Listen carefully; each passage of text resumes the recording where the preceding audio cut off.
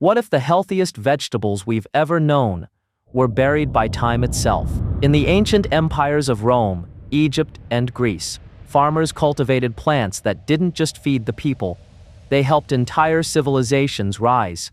These vegetables nourished soldiers, peasants, emperors, and priests. But today, many of these powerful crops are missing from our plates, forgotten, replaced, buried under centuries of progress. One of these plants was so prized, it was offered to the gods. Another helped cities survive during sieges. And one is probably growing right near you, unnoticed, and packed with more nutrients than most modern superfoods.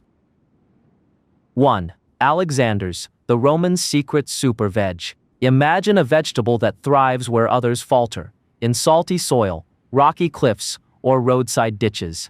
That was Alexander's, Smyrnium olusatrum.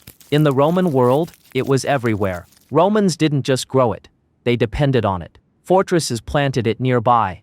Temples offered it, and farmers relied on it through long winters. Every part of the plant was edible. Stalks cooked like asparagus, seeds ground like pepper, leaves tossed into broths and stews. Its bold, slightly bitter flavor added complexity to dishes at a time when spices were rare and expensive. Healers valued it too, boiled as a tonic or made into salves. When celery arrived centuries later, Alexander's lost its place. But celery is picky, needing rich soil and care. Alexander's, it grows wild. And today, it's still growing, mostly unnoticed, along European coastlines.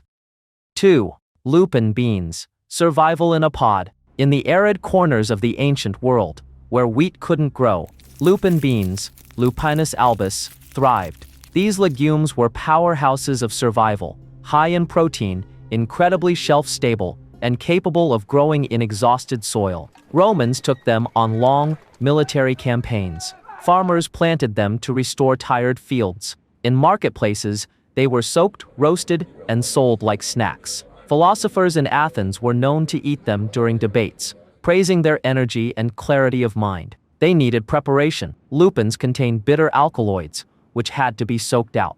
But the reward was a food that nourished both body and land. Ancient texts even suggest lupins were considered food of the poor that could rival meat in nutrition. In one ancient amphora, sealed for nearly 2,000 years, archaeologists found thousands of lupin seeds, still intact. 3. Portulac, the omega-3 powerhouse, hiding in stone. You might call it a weed, the ancients called it gold. Portulac or purslane, Portulaca oleracea, crept along temple walls and between stone paths. It grew with no help, no care, and no water. Roman soldiers foraged it on long marches. Greek doctors used it to treat inflammation, fevers, and ulcers. Galen, the great physician, praised it as a cooling agent. It was sacred too, sometimes placed in temples alongside olive oil and grain. Nutritionally, it's staggering. Portulac contains more omega-3s than most fish, plus antioxidants, vitamins A, C, and E. The taste? A fresh, tangy crunch with a hint of lemon. And yet today, we rip it from our gardens and toss it away.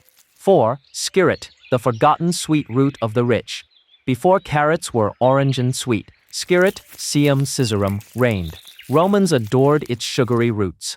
Grown in the gardens of the wealthy, skirret produced clusters of thin, pale roots with a flavor between parsnip and honey. It needed little maintenance. It could survive cold winters, and when roasted or boiled, it melted in the mouth. Roman chefs cooked it in spiced wine, layered it in savory pies, or served it as a honey-glazed delicacy. Skirret had one flaw: irregular shape. When agriculture began favoring uniformity and shelf life, skirret was left behind, but its flavor remains unmatched. It wasn't forgotten because it failed. It was forgotten because we stopped caring about flavor.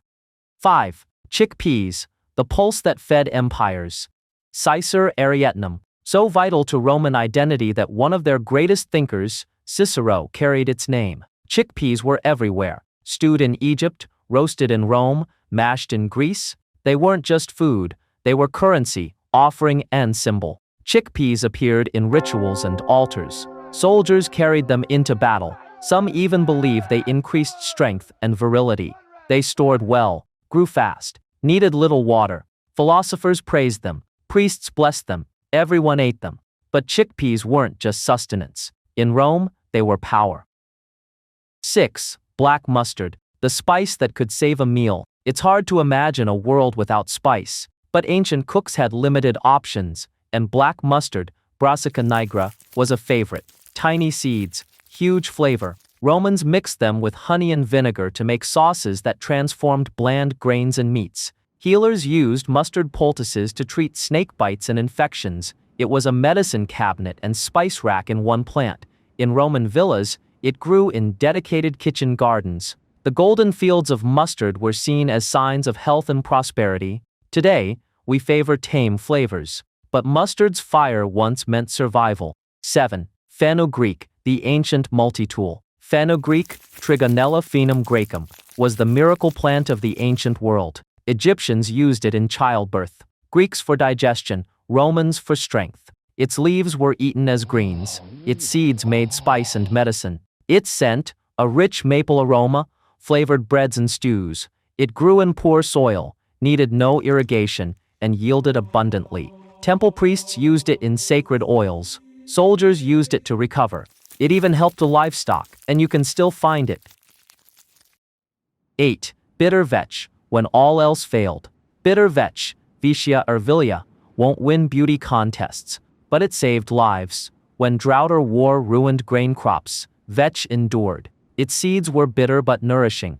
With proper soaking, they became bread, porridge, even gruel. Greek farmers saw it as emergency food. Archaeological digs across Anatolia reveal granaries packed with vetch. It was food security before we had the term. It's not a superfood you'll see on packaging, but it kept whole civilizations alive. 9. Egyptian loofah, the vegetable before the sponge. We know it today as a sponge, but once, it was lunch. Young Egyptian loofah, Loofah aegyptiaca, was tender, juicy, and packed with water. In the sweltering Nile heat, it was a lifesaver. Cooks stuffed it with grains. Healers prescribed it for fevers. Dioscorides praised it in his Pharmacopoeia. Its life cycle was short. If not harvested young, it became fibrous. That's how we got the bath sponge. But before that, it was food, medicine, and a symbol of resilience.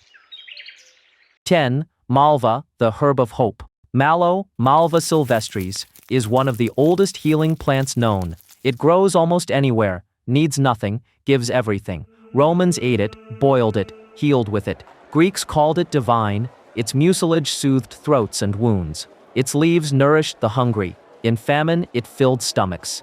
In festivals, it decorated tables. In temples, it was offered as thanks. It was a plant of every season and every citizen.